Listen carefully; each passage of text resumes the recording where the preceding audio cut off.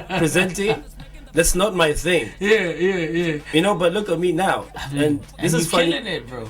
The thing is, thank you, by the way. Crisis told me this. He's like, dude, I never thought I would see you do anything like this. Yeah. You know, because you're straight up just this rapper, this freestyle guy, battling everyone, you know. So I never thought you'd be in this position, but I think you'll do well. That's what he told me. So no, you are doing well, bro. We're trying anything for the culture. We need this. And see, that's another thing about the culture, right? Like, for me per se, I do, as much as I'm a rapper, I saw even like when you posted that I would be on your show, someone in the comments said, yeah, he's more of a TV presenter than a rapper. And quite right, he has the right to say that.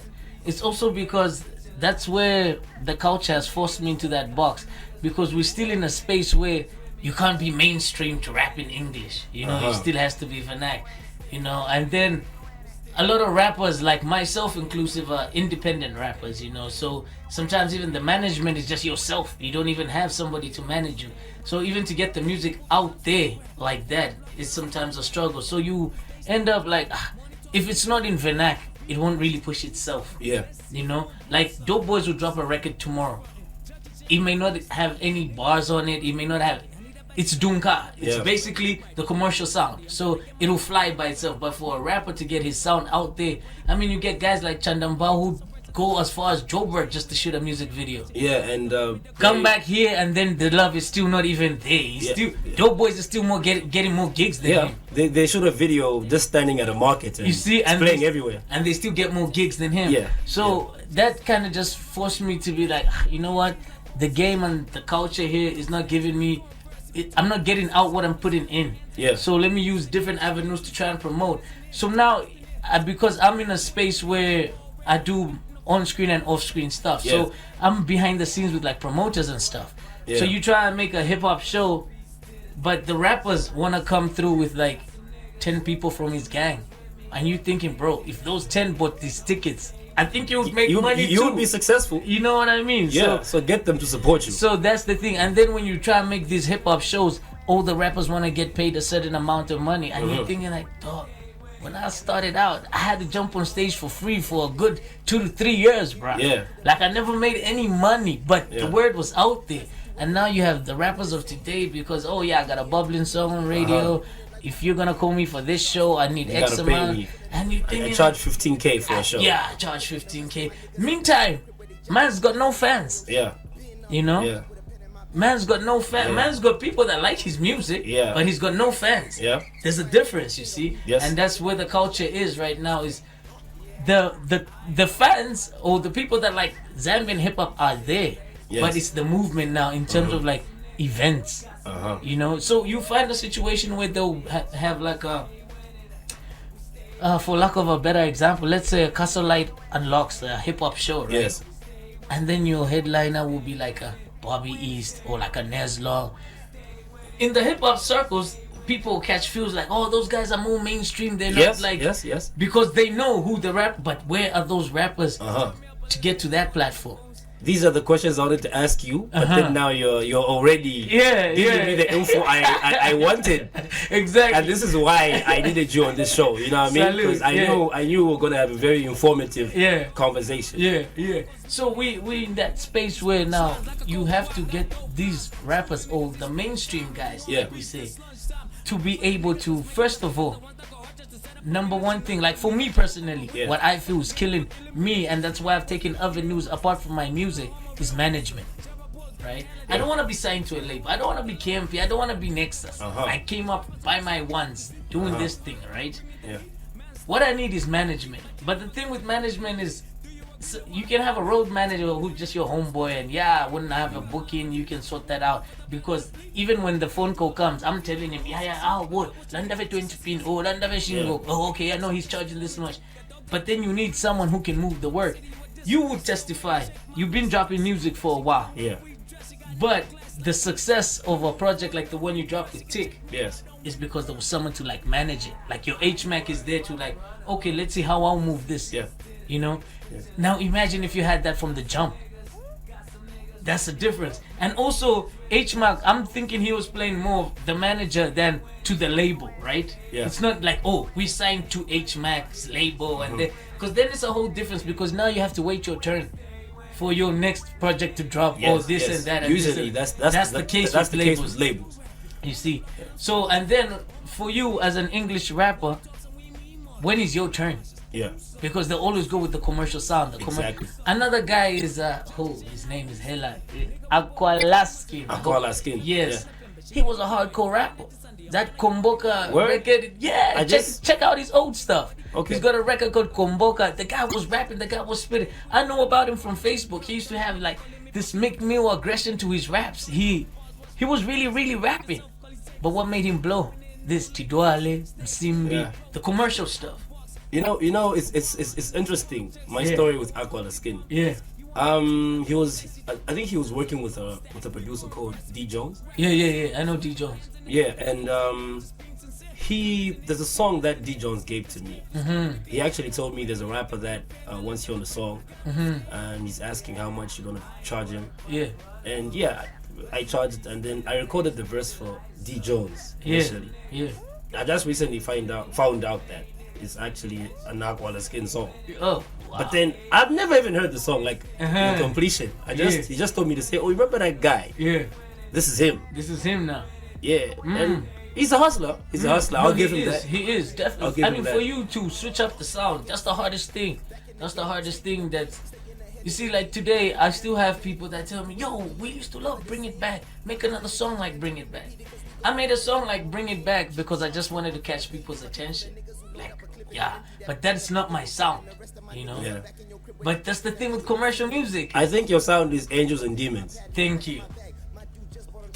I think so. That is my sound, you see. Yeah. And you see, you and I, because we go way back, we were doing these songs we have that are not out. You see, because even the same thing, it's commercial. It's not commercial enough. So we know. For the average listener. Yes. So if we're gonna drop it, because our names are not upcoming names. If I drop a record and it's got like 100 downloads, it kind of looks like it's a flop, regardless of how good the record is. Because it's Kachinga, everybody knows him. Why should he have 100 downloads? Why shouldn't it be 1 million? Why shouldn't it be this? Because now it's a numbers game. Yeah.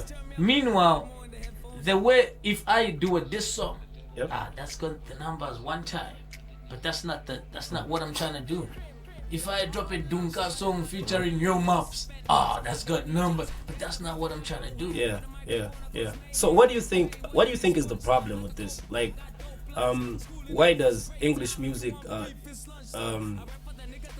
why do English songs in general just don't do as good as vernacular songs? Is it the language barrier? Do you think rappers need to do more in terms of promoting? Yes. Like, it's more work than vernacular, basically. Is it? Triple the work, quadruple the work. You see, because one thing. But is it possible to be just as successful as? Even more successful, because the good thing with an English rapper, or the advantage of an English rapper, is easy to break into another market without a. You see, I always give an example of like Nasty C. But it's not for me though. Okay. It doesn't matter whether I like it or not. Okay. Yeah. So people here expected AKA to share the song. But he didn't. No, he didn't. So at all, he didn't even acknowledge that he did the song with him. So I'll give you an answer to this. I used to charge to jump on records. Then I jumped on this one record. This guy had paid me. I jumped in it. Then he called me and he said, "Oh yeah, bro, tomorrow we have to shoot the video for this song." And it was one of those records where I was like, if it wasn't for the money, I wouldn't even be on this record. Then he calls me, he's like, "Yo, we have to shoot a video for this thing." I'm like, you're lying. And they're like, okay, but I paid you, boss. So I had to be there for the video. I didn't share the record because I didn't like it. It wasn't something I wanted my brand to be part of. If that record was fire, AKA would have been the first guy to share that record. That I can promise you. Yeah. There's so many kids AKA has done songs with in SA, bruh, that nobody even knows. Way smaller than Maki 2.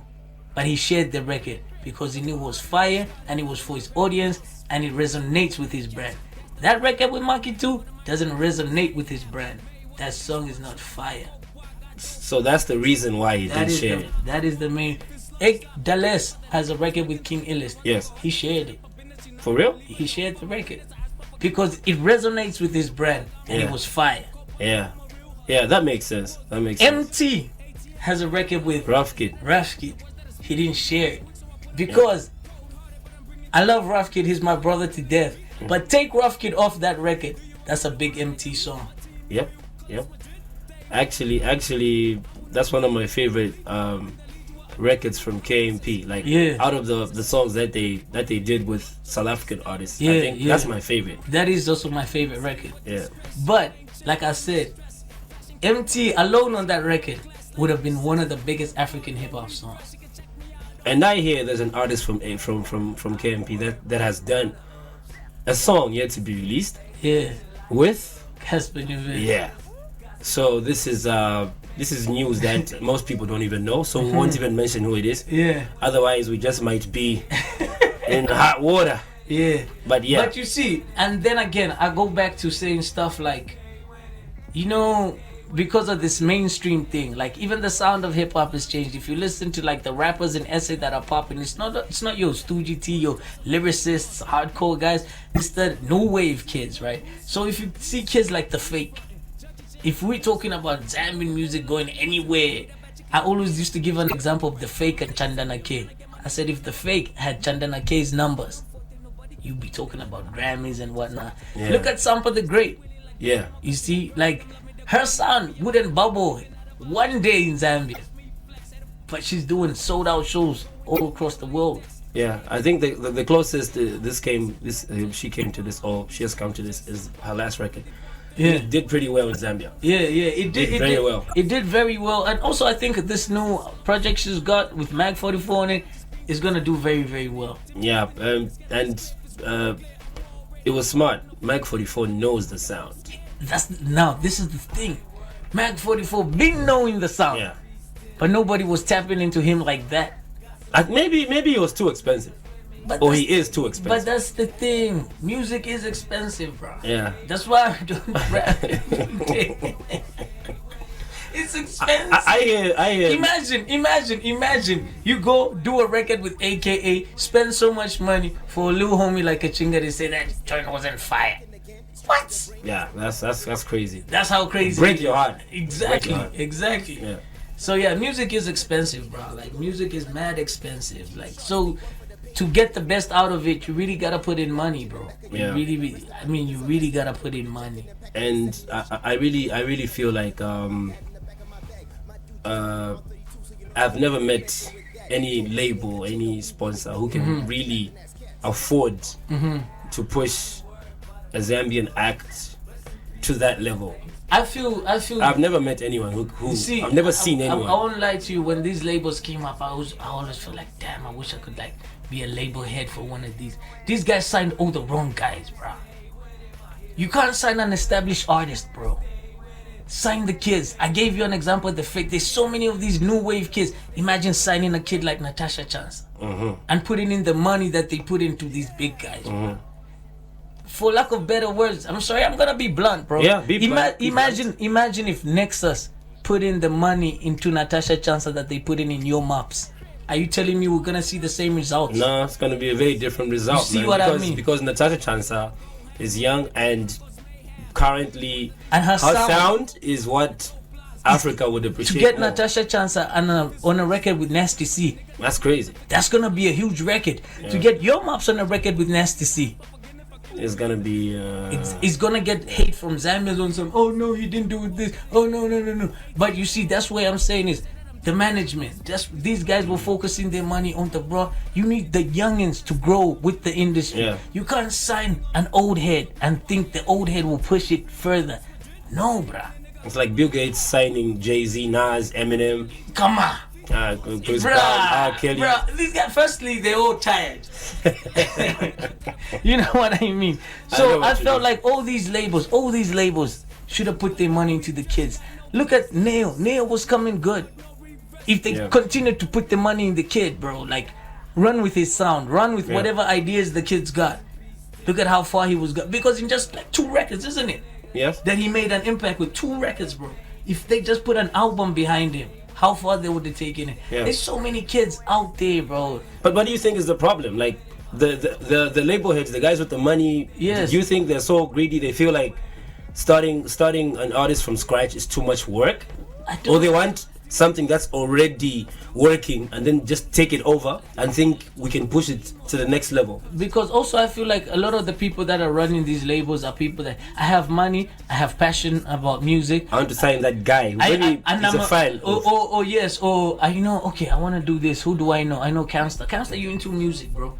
Yeah, so I've got this money, let's do this. So by virtue of that, Camstar, you already give yourself a position of, I'll be the label head. Goddamn, this guy's got the money. And he's my friend. Yes, and I'll just feed him whatever I want to feed him. So there's a lot of, now you just have your circle of friends that you think, that you want to bring closer. So a lot of these people that own these labels, they don't even research. You see, like, they don't. There's no research at all. Also, this also goes to promoters. Promoters also don't research on the artists they bring. You want to bring like an international act, like let's say a piano. I'm a piano artist. At the same time, you want to get a hip hop guy on the stage. You want to get this weird guy. There's little DJs that are playing piano, bro. Give them the chance. Or you bring a hip hop artist here and you want to throw on Yo Mops, bro, on the same stage. Yeah, like it doesn't really make sense that way. Where are the kids that do hip hop music? Let's run with that the whole way and give them a chance, So there's that. Even DJs today are not experimenting with playing like the new kids. You always want to just play the hit songs. Like, oh no, but I have a crowd. No, introduce me to some. I want to go home and be like, yo, there was a song I heard today. I don't know what song that is the DJ played. That is the job of the DJ. When last did you ever go out and had a feeling like that? No, because all the songs they play are songs that I've listened to before. And the songs you listen to the next club that you go to, just in a different order. It's like they live in the same house and they tell each other what to play. Or they have the same memory stick and they say, oh boy, flash now you got the gambon feko. Now I'm pretty sure. Okay, brah, come on, man. So there's research is something that is also lacking in our industry. There's like a lot of people that are not researching and doing their jobs properly. Yeah. So back to you, man. When are we expecting a full body of work from Kachinga? So, like I told you, I have a full body of work. It's called Broke Billionaire. It's already done. Yeah. I have it done. Now, obviously, because I like to perfect my craft, there's certain records I want to take out, replace, what, but I have it done. It's the rollout that I'm thinking of. Okay. Because I do not have management, I don't want to just drop a project that will just go. Yeah. And look, I gave you a record like Angels and Demons. Yes. Because I have no management, it just sounds like, okay. But trust me, that's probably top 5 best records, hip-hop songs that came out this year. But because of that lack of management, you think Dismo's got better music than me. And I'm not disrespecting Dismo's music. But it's just the push that's different, you see. Because he's got maybe a management system behind him that I did not have for my music. So to answer your question, hopefully this year, I will drop the body of work. But I'll definitely have some new music coming through. I have a new record with Kobe and a brother called KP Illis from Namibia. Okay. Yeah, so that should be on the way. Okay. So it was nice having you. Sure. Due to time, we gotta cut this. We'll wait for Broke Billionaire. Angels and Demons is one of my favorite records from you. Salute, bro. Salute. Yeah. I guess you tell us when it's about to drop. And of course. I'm gonna be here. I'm gonna be here. Obviously, hook us up with the new stuff. Yeah, definitely, man.